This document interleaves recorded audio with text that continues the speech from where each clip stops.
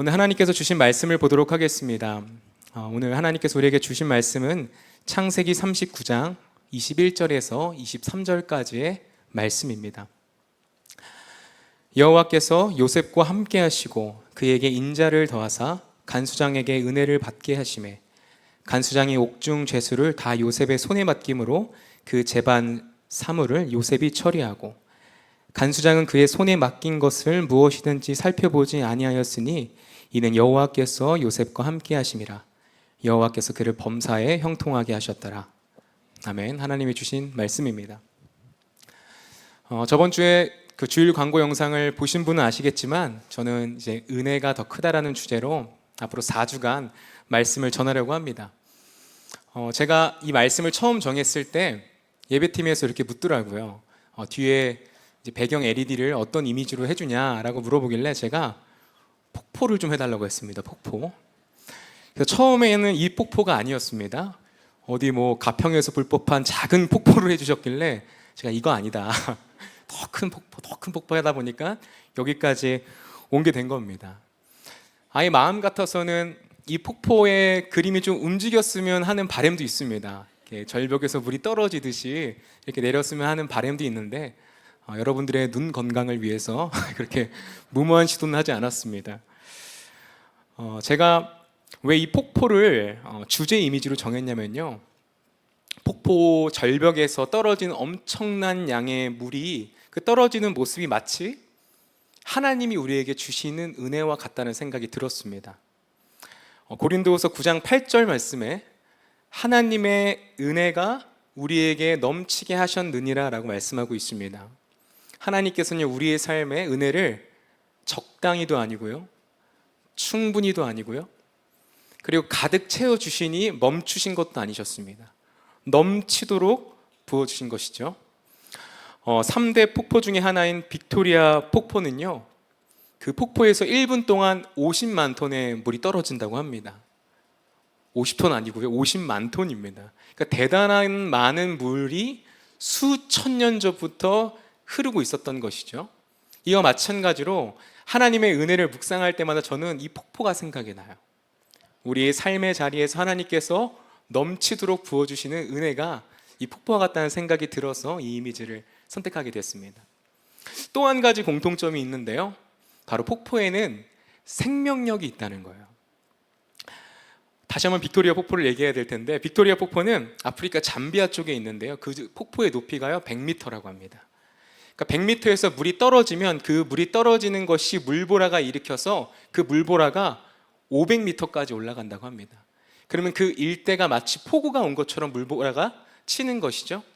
그런데 그 물보라로 인해서 그 주변 지형이 열대 우림과 같이 바뀌는 겁니다. 왜냐하면 사시사철 비가 내리는 거니까요. 그래서 1년 내내 그곳에는 꽃이 지질 않습니다. 1년 내내 꽃이 피어 있는 거예요. 그러니까 폭포로 하여금 그 주변의 일대가 생명력을 얻는 것이죠. 하나님의 은혜도 마찬가지입니다. 우리의 삶에 폭포와 같은 은혜가 부어질 때 우리의 삶이 아무리 어렵고 힘들지라도 우리를 살리시고 회복시키는 것이 바로 우리 하나님이 주시는 은혜이죠. 그래서 앞으로 4주간 우리 삶에 하나님의 은혜가 얼마나 넘치는지를 살펴보려고 합니다.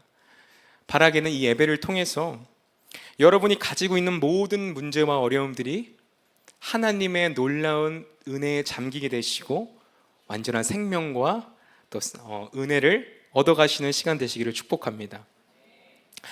오늘은 그 첫 번째 시간, 고통보다 은혜가 더 크다입니다. 요셉의 인생에 있어서 여러분들도 아시다시피 참 고통이 많았다는 것을 알고 있습니다. 대표적으로 그는 3번의 구덩이에 빠지게 되는데요, 첫 번째 구덩이는 형들에게 의해 던져진 구덩이였습니다. 그가 형들을 만나기 위해서 도단으로 갑니다. 그리고 형들을 발견해서 형들과 교제를 하는데 평소 그에게 시기심을 가졌던 형들이 그를 구덩이에 빠뜨립니다. 창세기 37장 22절 말씀을 보면요, 르우벤이 또 그들에게 이르되 피를 흘리지 마라. 그를 광야 그 구덩이에 던지고 손을 그에게 대지 말라 하니. 성경은 그가 형들에 의해서 구덩이에 빠졌다고 하는데 그냥 구덩이가 아니라 광야 구덩이에 빠졌다고 하고 있습니다. 그런데 여러분, 도단이라는 곳은요, 이스라엘에서 가장 비옥한 땅 중에 하나였습니다. 그러니까 요셉이 빠진 그 도단이라는 곳에는요, 광야라는 곳이 없었어요. 근데 오늘 성경에서는 그가 광야 구덩이에 빠졌다라고 말씀하고 있는 것이죠. 이게 무슨 뜻일까요? 그러니까 여기에서 성경이 말하는 광야는 지리적으로 그가 광야에 들어갔다는 것이 아니라 상징적인 의미로 그의 인생이 앞으로 광야의 삶을 살게 되었다라고 이야기하고 있는 것이죠. 정말 이 말씀대로 요셉은 광야 같은 인생을 살았습니다. 이후에도 미디안 사람들이 요셉을 고등에서 꺼내지만 보디발의 집에 노예로 팔아버립니다. 그 노예로 살아간다는 것은 죽어서도 자유인으로 살아갈 수 없다는 것을 의미하죠. 그렇기 때문에 요셉이 두 번째로 빠진 구덩이가 바로 보디발의 집이었습니다. 하지만 보디발의 집에서 인정을 받는가 싶더니 또 아내가 그에게 누명을 씌워서 감옥에 가둬버립니다. 근데 그 당시에 감옥은 구덩이와 가까웠다고 해요. 그러니까 요셉이 세 번째 구덩이인 감옥에 던져지게 된 것이죠. 이처럼 요셉은 세 번씩이나 구덩이에 빠지게 됩니다. 그가 빠진 구덩이는 각기 달랐지만 공통점이 있었는데 바로 다른 누군가에 의해서 빠졌다는 겁니다. 요셉의 어떤 실수나 요셉의 어떤 잘못으로 인해서 구덩이에 빠진 것이 아니라 다른 누군가에 의해서 아주 억울하게 누명을 씌워서 그곳에 빠졌다는 것이죠. 여러분, 자신의 잘못으로 인해서 구덩이에 빠져도 기분이 나쁠 텐데 하물며 다른 누군가에 의해서 던져졌다면 요셉의 마음이 어땠을까요? 심지어 하나님께서 그를 떠났기 때문에 구덩이에 빠진 것도 아니었습니다. 성경은 계속해서 하나님께서 요셉과 함께 하셨다라고 이야기하고 있어요. 그런데 하나님께서 그와 함께 하셨음에도 불구하고 구덩이에 빠졌다는 것이 잘 이해가 되지 않습니다. 그렇다면 하나님께서는 요셉과 함께 하셨음에도 불구하고 도대체 무슨 일을 하셨던 걸까요? 23절 말씀을 보시면요, 여호와께서 요셉과 함께 하심이라 여호와께서 그를 범사에 형통하게 하셨더라. 하나님이 요셉을 형통하게 하셨다고 말씀하고 있죠. 자, 그런데 여러분, 우리가 한번 생각해 볼 것이, 하나님이 요셉을 형통하게 하셨다면 그를 구덩이에 안 빠지게 하셔야 되는 거 아닙니까? 그렇지 않나요? 애초에 그가 빠질 만한 구덩이를 하나님께서 알려주시고 그 구덩이를 피해가거나 우회할 수 있도록 알려주시고 가르쳐주시는 것이 형통한 삶이죠. 구덩이에 빠지는 것은 형통한 삶이 아니지 않습니까? 그런데 요셉은 하나님께서 함께 하셨음에도 불구하고 만나는 구덩이마다 족족 빠지는 거예요. 하나 빠져나오면 또 빠지고 하나 빠져나오면 또 빠지는 삶이 그 요셉의 삶이었다는 것이죠. 정말 하나님께서 그와 함께 하심으로 형통하게 하셨다면 형들이 던지려고 했던 그 구덩이에 요셉이 아니라 형들이 빠졌어야 됐습니다. 그리고 그들의 악행이 그의 아버지로부터 또한 만천하에 드러났어야 되죠. 또 미디안 상인들에게 보디발의 집으로 팔려가는 것이 아니라 미디안 상인들에 의해서 아버지의 집으로 다시 돌아가는 것이 우리가 기대하는 형통입니다. 아니면 보디발의 아내로부터 누명을 씌웠으나 극적으로 그 누명이 밝혀지게 되고 요셉의 억울함이 풀어져서 그에게 통쾌한 복수를 하는 것이 우리가 기대하는 형통인 것이죠. 그런데 요셉에겐 그런 일이 일어나지 않았습니다. 늘 구덩이 속으로 던져지고 많은 것이 그의 인생이었다는 거예요. 여러분, 어떻게 이러한 삶을 두고 그의 삶이 형통했다고 할 수 있을까요? 그의 삶은 은혜보다 고통이 훨씬 더 커 보였던 것이죠. 그런데 여러분, 제가 말씀드린 이러한 생각은 사실 형통에 대한 오해에서 비롯된 것입니다. 사실 우리가 이 원하는 형통과 하나님이 정말 우리의 삶에 주시려고 하는 형통은 조금 다릅니다. 오늘 성경이 말한 형통하다는요, 히브리어로 찰라흐라는 단어예요. 근데 이 단어는요, 하는 일이 잘 되다, 번영하다라는 의미도 있습니다. 그런데 기본적으로는 뚫고 가다라는 뜻을 갖고 있어요. 그래서 이 의미로 사용된 구절이요, 사무엘하 19장 17절 말씀입니다. 그와 함께하여 요단강을 밟고 건너 왕 앞으로 나아오니라. 여기서 사람들이 다윗 왕을 만나고 싶어 했습니다. 그런데 그들 앞엔 요단강이 가로막고 있었어요. 건널 수 없는 요단강이 가로막고 있었던 것이죠. 그런데 여러분, 그들이 어떻게 하는 줄 아세요? 밟고 건너서 다윗 왕을 만납니다. 근데 여기서 그들이 밟고 건너다 했을 때 이 찰나라는 게 오늘 우리가 본 하나님께서 요셉을 형통하게 하셨다의 형통과 동일어라는 거예요. 그러니까 하나님께서 말씀하신 형통은 잘 되다, 번영되다라는 의미로 사용될 수도 있으나 기본적으로는 뚫고 가다라는 의미를 갖고 있는 거예요. 자, 그렇기 때문에 이 의미를 살려서 한번 우리가 봤던 23절 말씀을 우리 다 함께 읽어보도록 하겠습니다. 시작. 여호와께서 요셉과 함께 하심이라.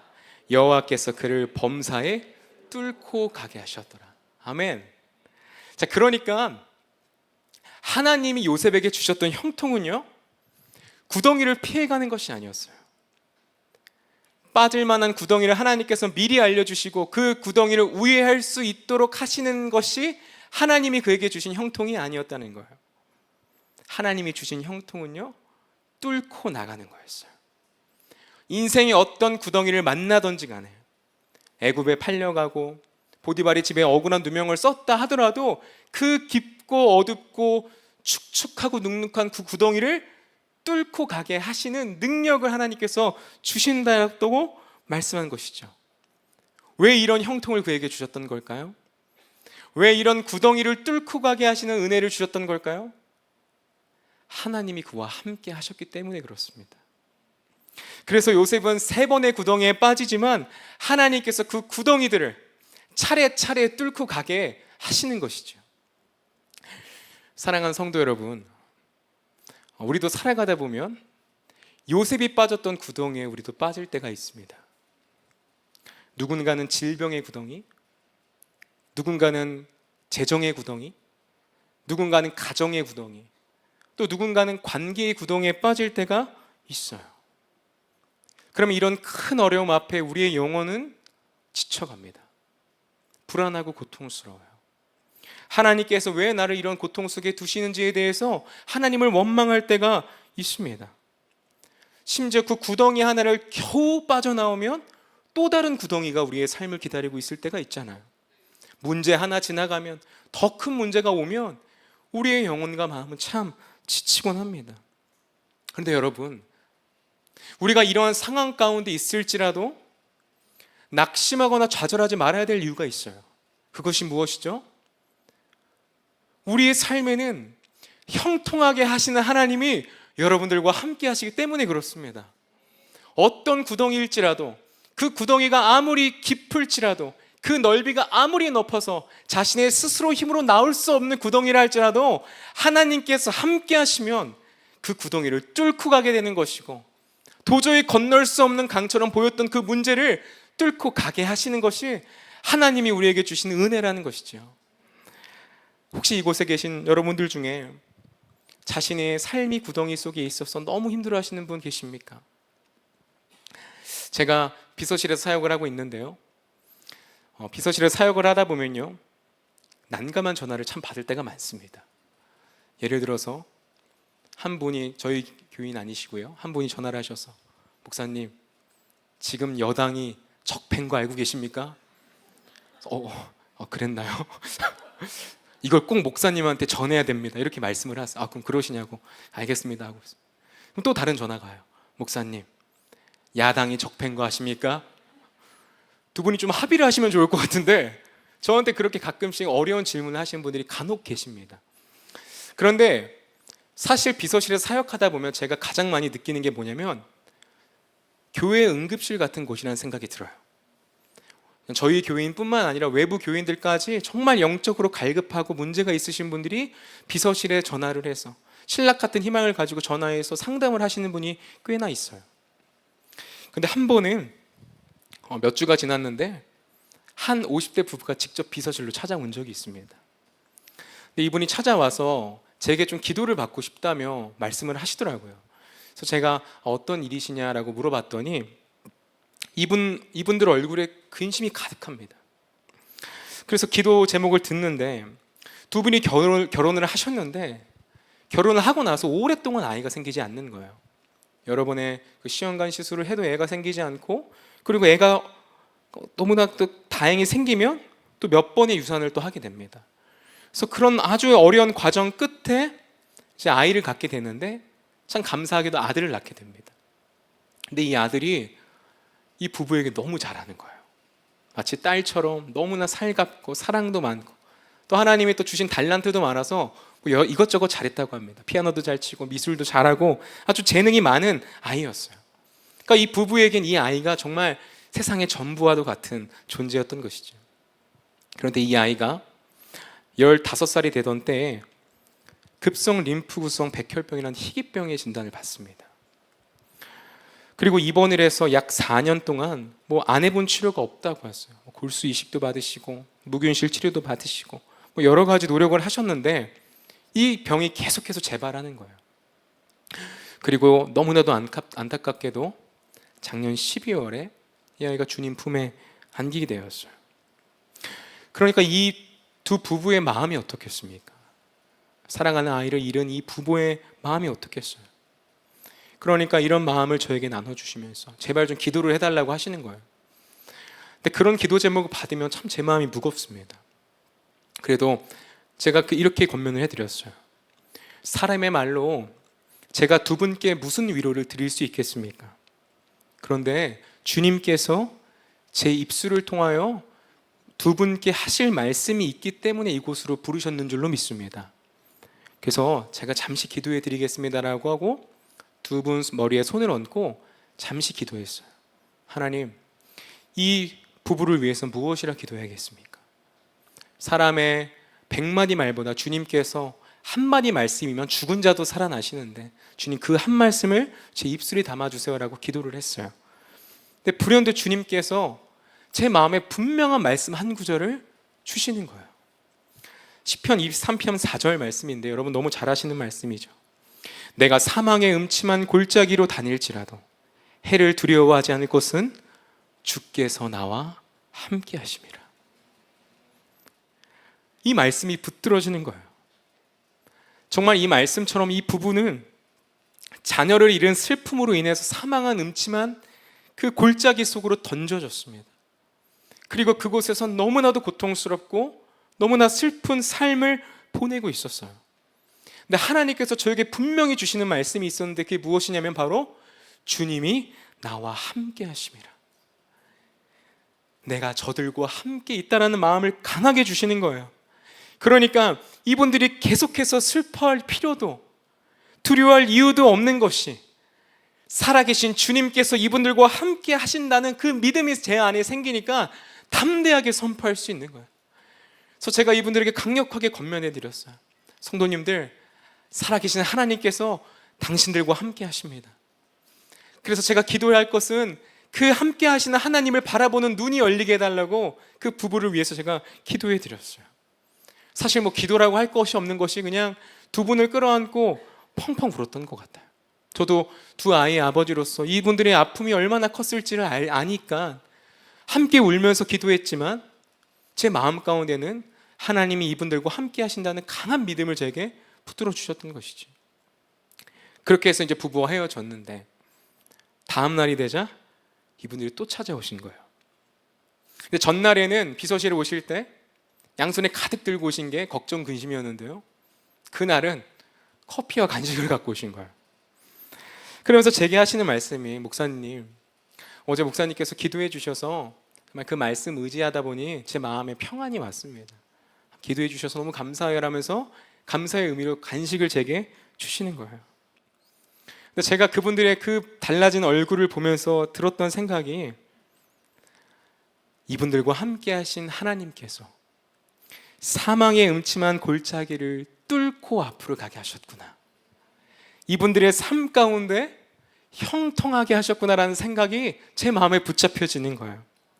사랑하는 여러분, 하나님이 함께 하시면요, 구덩이를 피해가는 것이 아니라 구덩이를 뚫고 가는 것을 믿으시기 바랍니다. 모든 어려움과 역경을 돌파해 가는 거예요. 내 삶이 구덩이에 빠지면 형통하지 않은 거고, 구덩이에 안 빠지면 형통한 삶이 아니라는 거예요. 형통의 기준은 구덩이에 빠지냐 안 빠지냐 있는 것이 아니라, 형통의 기준은 형통하게 하시는 하나님께서 나와 함께 하시는 데 달려있다는 거예요.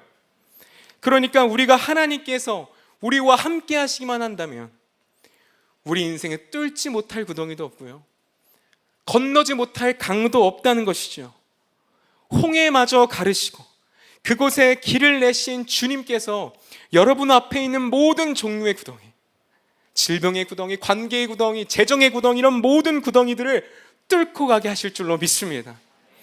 이 믿음이 우리에게 있을 때 우리의 인생은요 이미 형통한 것이고, 이미 여러분들은요 형통한 자인 줄로 믿습니다. 그런데 여러분, 이번 수요예배 주제가 은혜가 더 크다라고 말씀드렸습니다.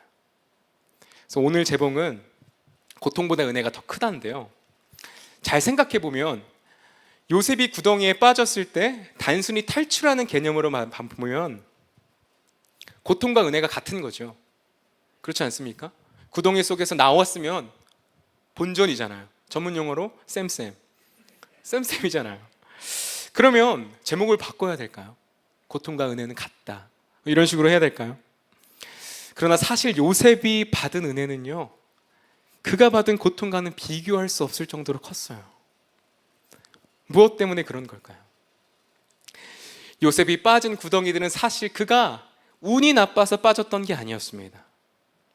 그리고 구덩이에 빠져나왔다가 다시 들어가고 또 빠졌다가 다시 들어가는 그 일이 단순히 고통스러운 부분이 회복되는 정도로, 구덩이에서 빠져나오는 그 삶이 이전의 삶으로 겨우 복귀하는 정도의 수준이 아니었다는 거예요.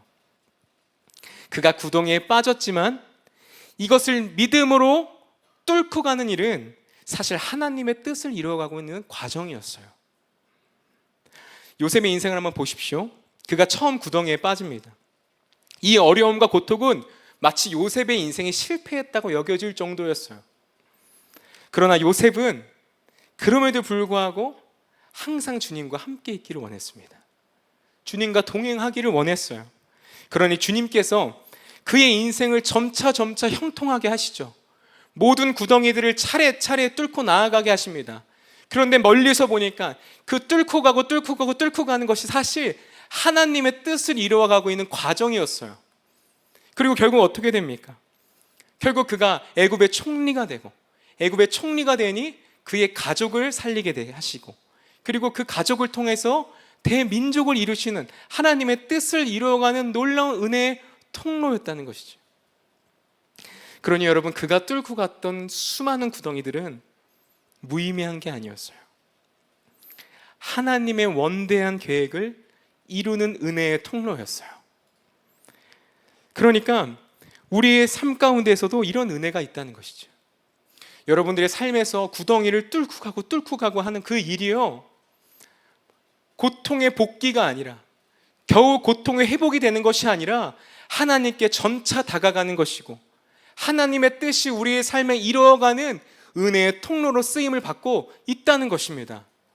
자, 그러면 우리가 고통 속에 있을 때, 구덩이 속에 있을 때 하나님 앞에 주님 살려주세요, 주님 저 좀 제발 뚫고 가게 할 수 있는 능력을 주세요, 하나님 저와 함께 하시죠, 하나님과 함께 하심을 바라보는 눈을 열어주세요 라고 하는 기도가 무의미한 것이 아니라 하나님의 뜻을 이루는 과정으로 쓰임받고 있다면, 오늘 여러분이 드리는 하나님 앞의 기도, 그 고통 앞에서 믿음으로 반응하려는 그 분투가 세상에서 가장 가치 있는 건 아니겠습니까? 로마서에서 이 말씀을 이렇게 얘기하고 있어요. 8장 28절 말씀에 우리가 알거니와 하나님을 사랑하는 자, 곧 그의 뜻대로 부르심을 입은 자들에게는 모든 것이 합력하여 선을 이루느니라. 하나님은 좋은 것으로 선을 이룬다고 하지 않으셨습니다. 모든 것으로 하나님의 선을 이룬다고 하셨어요. 그러니 이것에는 나쁜 것도 있는 거예요. 우리가 봤을 때 나쁜 것들, 구덩이에 빠진 우리의 삶이 나쁜 것으로 봤을 때 하나님께서는 그 나쁜 것을 통하여서 하나님의 선을 이루시겠다 약속하고 계신 것이죠. 그런데 여기엔 조건이 붙습니다. 하나님을 사랑하는 자들에게. 사랑은 그 대상이 분명한 거예요. 불분명한 대상에게 사랑을 줄 수 없는 것이죠. 요셉이 근데 하나님을 사랑하는 자였어요. 하나님과 늘 함께하기를 원했고 하나님과 늘 동행하기를 원했던 그의 마음이 하나님께서 그의 삶을 형통으로 이끌어 가시고 그 형통을 통해 하나님의 놀라운 뜻을 이루어 가시는 인생으로 사용한 것이죠. 온송도 목사님이라고 중국에서 탈북민을 한국으로 송환하는 사역을 하셨던 분이 계십니다. 2017년도에 목사님께서 탈북민 8명을 한국으로 송환시키는 과정 중에 있었는데 그만 중국 공안들에게 잡힌 거예요. 그래서 온성도 목사님과 그 탈북을 하려고 했던 8명의 탈북민들이 구치소에 감금이 되게 됩니다. 근데 목사님께서 감금되신 그 구치소는 방이 굉장히 좁았어요. 다리를 제대로 펼 수 없는 공간이었는데 그런 공간에 26명을 가뒀다고 합니다. 그러니까 너무나 좁은 곳에서 있으니 뭐 움직일 수가 없죠. 그래서 하루 온종일 일가가 의자를 깔고 26명의 그 남성들이 그 자신의 무릎을 앞 사람에게 붙여 앉아서 앉아 있는 거예요. 그냥 계속 앉아 있는 겁니다. 그러니까 다리는 저려오고 엉덩이에는 점점 진물이 터져 나오는 것이죠. 그리고 이제 간수들이 이 재소자들을 확인하기 위해서 CCTV를 항상 확인했는데 그래서 불을 끄지 않았다고 해요. 그러니까 밤새도록 불이 켜져 있으니 잠도 자지 못하고 움직이지도 못하니까 그 삶이 너무나 힘들었다고 합니다. 그런데 이제 대부분 이렇게 북한의 탈북인들을 송환시키는 일을 하는 사람들은 대체적으로 3개월 이후에 이제 추방 명령이 내려진다고 합니다. 그러니까 한국으로 되돌아가게 하는 거죠. 그래서 온성도 목사님 마음에도 그래 3개월 정도만 참자. 여기가 지옥 같아도 3개월 정도만 참자라는 생각이 들었다고 해요. 그래서 가까스로 버텼는데 한 통지서가 목사님 앞으로 돌아옵니다. 거기에 뭐라고 적혀 있냐면 당신은 중범죄자이기 때문에 당신의 재판을 6개월 뒤에 하겠습니다 라고 한 거예요.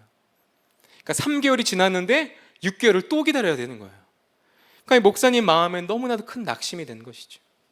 그러던 중에 검찰국에서 조사가 나왔는데 그 검찰국에서 하는 말이 당신은 정말 우리나라를 상대로 나쁜 짓을 했어.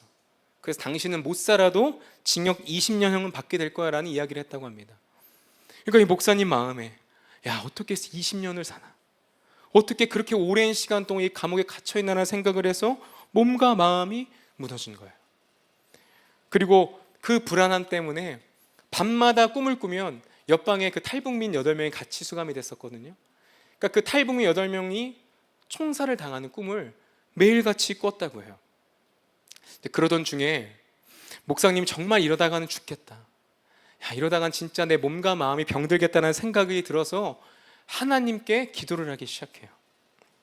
근데 그때 주님께서 주신 말씀이 고린도후서 4장 7절 말씀이었어요. 질그릇 같은 우리 안에 보배이신 예수 그리스도가 계십니다라는 이 말씀이 이 목사님에게 믿어지기 시작하는 거예요. 그래서 이 말씀이 너무나 위로가 되고 인생이 끝났다고 생각이 됐는데 정말 내 인생은 낙심이 가득하다 생각했는데 주님께서 이 말씀을 통하여 내가 너와 함께 있어, 용기를 잃지 말아라 라는 말씀을 계속해서 부어주시는 거예요. 그래서 이 말씀에 의지해서 더 이상 감옥의 창틀이 보이는 것이 아니라 나와 함께 하시는 하나님이 눈에 선하게 보이셨다고 합니다. 그러면서 이 목사님의 마음이 완전히 뒤바뀌게 되는 거예요. 그러던 중에 이 구치소에 조폭 두목이 있었다고 합니다. 아주 체격이 크고 험상궂게 생겨서 그쪽 감독들도 건들지 못할 정도의 체구를 가진 사람이었는데요. 이 조폭 두목이 하루는 자기들의 부하를 시켜서 이 온성도 목사님을 끌고 갔다고 합니다. 그래서 끌고 가가지고 어떤 일을 시키려고 나를 이렇게까지 하나 해서 끌려갔는데 그 조폭 두목이 하는 말이 내가 감옥 들어오기 전에 한국 노래를 좀 들은 적이 있는데 한번 싸이의 강남스타일을 불러봐라 라고 했다고요. 그래서 이 노래 알 것 아니냐, 한번 불러봐라 했다고 합니다. 그러니까 이 말을 들은 모든 죄수들이 다 온성도 목사님을 쳐다본 거예요. 그러니까 온성도 목사님이 너무 당황하셨습니다. 근데 그걸 기다려주지 않고 카운트다운을 시작하는 거예요. 2, 얼, 산 이렇게 카운트다운을 하니까 이분이 부르려고 했는데 온성도 목사님 참 이게 우연인 게 그 싸이의 강남스타일의 가사를 몰랐다고 해요. 그래서 그 조폭두목에게 솔직하게 말했어요. 내가 싸이의 강남스타일은 모르는데 내가 좋은 노래 하나 알고 있다 라고 해서 한번 조폭두목이 불러보라 했는데 그 노래가 실로암이었어요. 여러분 잘 아시죠? 어두운 밤에 잘 아시죠? 그 노래를 처음부터 끝까지 완창을 했다고 합니다. 근데 이 노래를 들은 조폭두목과 그 죄수들이 일제히 박수를 쳤다고 해요. 한국말을 모르니까 멜로디가 신나지 않습니까? 그래서 박수를 치면서 좋아했다고요. 그래서 앵콜이 쏟아져 나왔어요. 그래서 목사님이 신이 나서 나의 등 뒤에서 죄에서 자유를 얻게 함은 손을 높이 들고 주를 찬양, 수많은 찬양을 불렀다고 합니다. 그래서 목사님이 이 찬양을 부르는데 너무 기쁘더래요. 그래서 매일같이 조폭두목이 심심하면 이 온성도 목사님을 불러서 노래를 시킨 거예요. 그럼 목사님 마음에 어떤 생각이냐면 야, 내일 특송은 뭘 부를까? 내일 특송은 뭘 부를까라는 생각이 들었다고 해요. 근데 이 일로 인해서 조폭두목이랑 이 온성도 목사님이 친해지게 되었고, 조폭두목이랑 친해지자 다른 죄수들과도 친해질 수 있는 기회가 열렸어요. 그리고 나서 온성도 목사님 이분들에게 복음을 전할 수 있는 기회들이 주어진 것이죠. 그러다 보니까 온성도 목사님은 사람들에게 한국말도 알려주고 그리고 복음도 전하는 일이 너무 기쁘니까 시간이 어떻게 가는지 몰랐다는 거예요. 하나님께서 온성도 목사님 삶에 함께 하시니 온성도 목사님의 삶을 형통하게 하신 것이죠. 근데 이것뿐만이 아닙니다. 그렇게 시간이 흐르고 재판 날짜가 잡혔는데 처음엔 20년형이었던 그 형이 15년, 10년, 7년까지 줄더니 결국에 2년 6개월까지 줄어들게 되는 은혜가 있었어요. 그런데 이것뿐만이 아니라 갑자기 공안 책임자가 오더니 8명의 탈북민들이 있는 방에 추가로 이제 나중에 12명이 더 들어오셨대요. 그러니까 탈북민들이 20명이 있는 그 방을 갑자기 그분들이 모범수이기 때문에 이들을 풀어주기로 결정했다는 거예요. 원래 북한으로 송치되어서 어떻게 보면은 죽음을 당할 수밖에 없었던 상황이었는데 하나님께서 그들의 간수들의 마음을 감동케 하셔서 그들을 풀어주기로 하신 거예요. 그러니까 이 이야기를 듣게 되자 온성도 목사님 마음에 어떤 마음이 드었냐면 이게 실제로 하신 말이에요. 하나님, 잡히게 해주셔서 감사합니다. 만약 내가 잡히지 않았다면 죄수들에게 복음을 전할 기회도 없었을 것이고 탈북민들이 안전하게 한국으로 갈 기회도 없었을 텐데 저의 고통을 통하여 주님의 뜻을 이루어 주시니 감사합니다라고 고백을 했어요. 구덩이를 통과하는 그 과정 속에서 하나님만을 의지하고 하나님만을 바라보니까 하나님께서 그의 삶을 통하여 사람을 살리시고 복음이 전파되는 통로로 그를 사용하셨던 것이죠. 사랑하는 성도 여러분, 하나님이 함께 하시면 구덩이를 피해가는 것이 아니라 구덩이를 뚫고 가는 줄로 믿습니다. 혹시 재정의 구덩이 있는 분 계십니까? 질병의 구덩이, 관계의 구덩이, 아니면 제가 설명드릴 수 없을 정도의 깊고 어두운 구덩이에 빠져 계신 분 계십니까?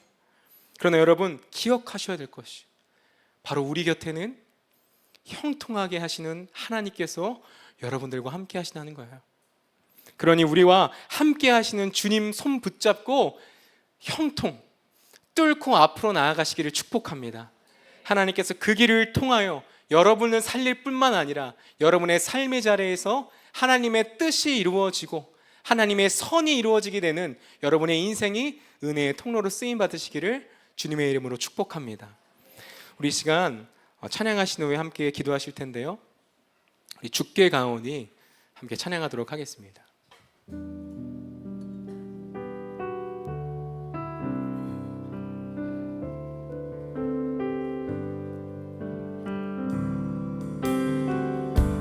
주께 가오니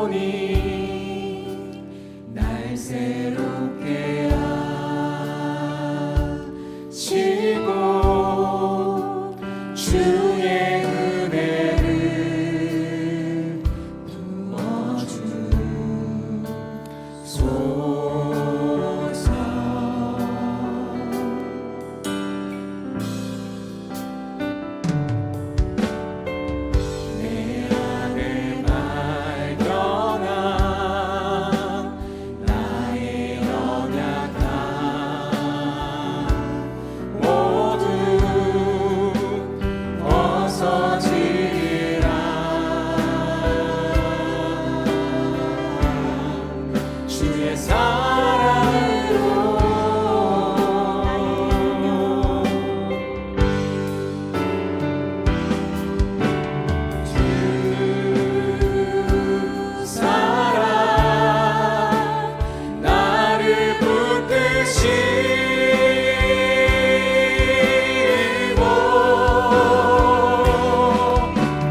주 곁에 나를 이끄소서.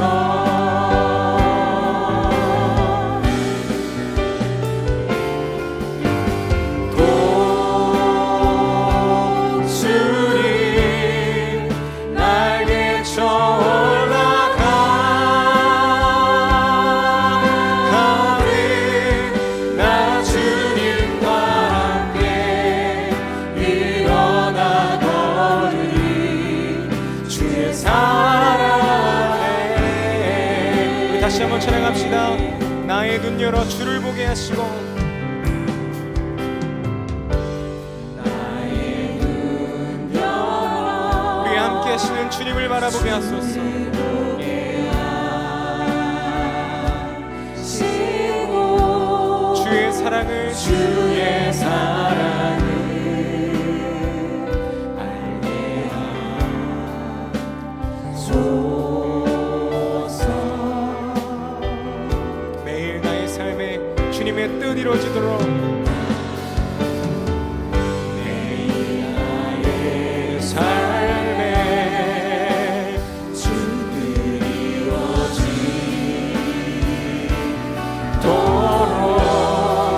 새롭게 하소서.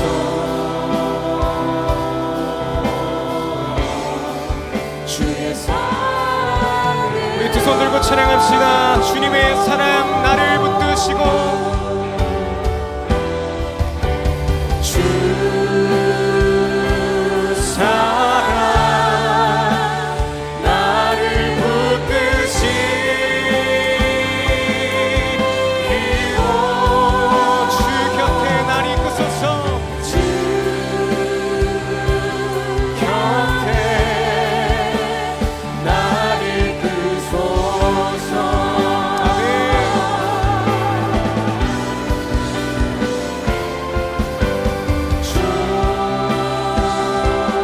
주님 나에게 올라가듯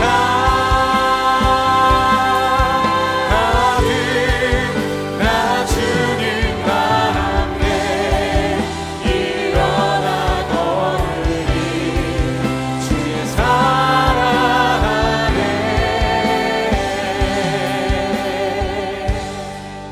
우리 시간 합심해서 기도합시다. 요셉의 삶 가운데 너무나도 많은 구덩이가 있었습니다. 그 구덩이마다 사람들이 보기에 실패했다, 그의 인생이 틀려버렸다, 그의 인생은 망가져버렸다고 사람들이 손가락질했을 수도 있습니다. 그러나 여러분, 주님께서 보시기에 요셉은 형통한 사람이었어요. 왠지 아세요? 하나님께서 요셉과 함께 하시기 때문에 그렇습니다.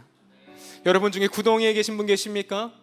인생에 너무나도 어려운 구덩이 속에 있어서 내 마음에 낙심이 들고 좌절이 되고 슬프고 불안하고 걱정되시는 분 계십니까? 이 시간 하나님께서 여러분과 함께 하신다는 사실을 여러분 믿음으로 고백하십시오. 고통의 구덩이 속에 있을지라도 좌절하거나 낙심하지 않게 하여 주시옵소서. 오직 우리와 함께 하시는 하나님을 의지함으로 뚫고 가게 하시는 찰나의 은혜를 경험하게 하여 주시옵소서. 우리 이 시간 주님의 이름 한번 부르짖고 통성으로 기도하겠습니다. 주여, 사랑의 은혜가 충만하신 하나님 주님, 주님의 은혜를 우리가 합니다. 하나님, 우리와 함께 하시고 우리의 삶의 역사하시는 주님 앞에 하나님, 우리가 우리의 삶을 주님 앞에 맡겨드립니다.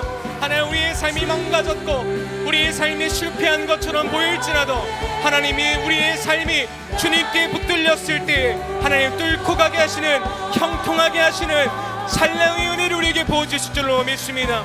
하나님, 이 시간 하나님 기도하는 모든 성도님들 가운데 하나님의 찰나의 은혜가 있가여 주시옵소서. 낙심했던 자가 일어나게 하여 주시옵시고, 고통 중에 있었던 사람이 형통하게 되게 하여 주시옵시고, 슬픔과 좌절 가운데 있었던 영혼들이 하나님 함께 하시는 주님을 바라보는 눈이 열려 하나님 기쁨으로 바뀌게 하여 주시옵시고, 주님의 놀라우시고 그 크고 넘치는 은혜 아래 하나님 우리의 영혼이 잠기게 하여 주시옵시고 모든 우리의 문제와 어려움이 주님의 하나님 넘치는 은혜 아래 잠기게 하사 하나님 우리가 주님의 놀라운 찬양함을 하나님 우리의 모든 성도들 가운데 되게 하실 줄로 믿습니다. 아버지 하나님 이 시간 좌절하거나 낙심하지 않게 하여 주시옵소서. 아버지 하나님 이 시간 우리와 함께 하신 하나님만을 의지함으로 뚫고 가게 하시는 아버지 하나님 찬례의 은혜가 우리의 삶에 누려지게 하여 주시옵소서. 주님 이 시간 주님 앞에 내어놓습니다. 아버지 하나님 이 시간 주님 열리게 하여 주시옵소서. 두 번째로 기도합시다. 하나님께서는 요셉의 삶을 통하여 형통하게 하시고 결국 그의 삶을 하나님의 뜻을 이루는 은혜의 통로로 쓰십니다. 여러분 그것의 가장 중요한 것은 하나님이 우리와 함께 하시느냐에 달려있는 거예요.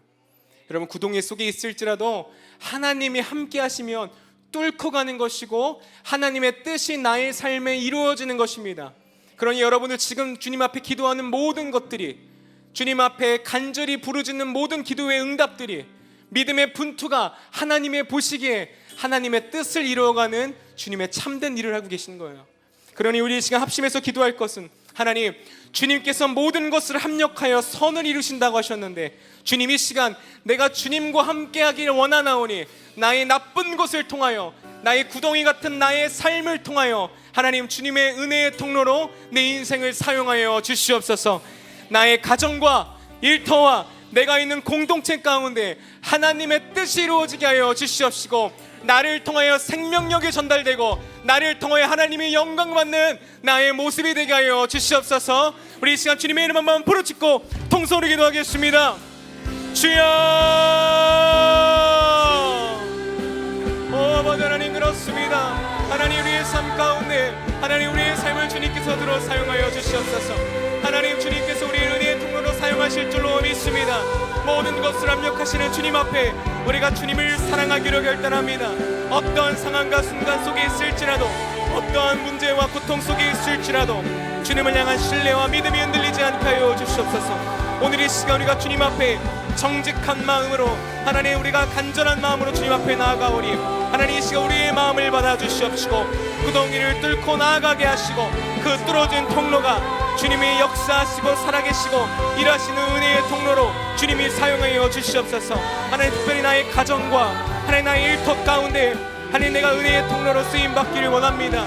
요셉의 인생을 통하여 하나님 모든 민족이 하나님 사랑하겠던 것처럼 온 성도 목사님을 통하여 하나님 죄수들이 탈북민들이 복음을 듣게 되었던 것처럼 하나님 우리의 삶을 통하여 주님이 역사하시고 내 주변의 사람들과 하나님 나의 삶뿐만 아니라 모든 영역에 있는 사람들이 주님의 뜻을 이루어가는 하나님 놀라운 주님의 사명자가 되게 하여 주시옵소서. 이루실 주님을 믿습니다. 오 하나님 이 시간 역사하여 주시옵소서. 주의 백성을 주님이 위로하시고 하나님 간절한 마음을 주님이 받아주시고 그 마음 가운데 주님의 말씀으로 하나님 주님의 능력과 강건함으로 하나님 저들의 삶을 이끌어가여 주시옵소서. 하나님 이루실 줄을 믿습니다. 하나님 우리의 삶 가운데 하나님 역사하여 주시옵소서. 하나님 온전한 주님 앞에 하나님 우리의 순종과 마음을 드리기를 소원하오니 하나님 우리의 삶에 역사하여 주시옵소서. 우리의 삶을 인도하여 주시옵소서. 아버지 하나님 감사합니다. 하나님 우리의 삶을 찬란의 은혜가 있게 하여 주시옵소서. 찬란의 은혜가 있게 하여 주시옵소서. 좌절하고 낙심하지 않게 하소서. 모든 것을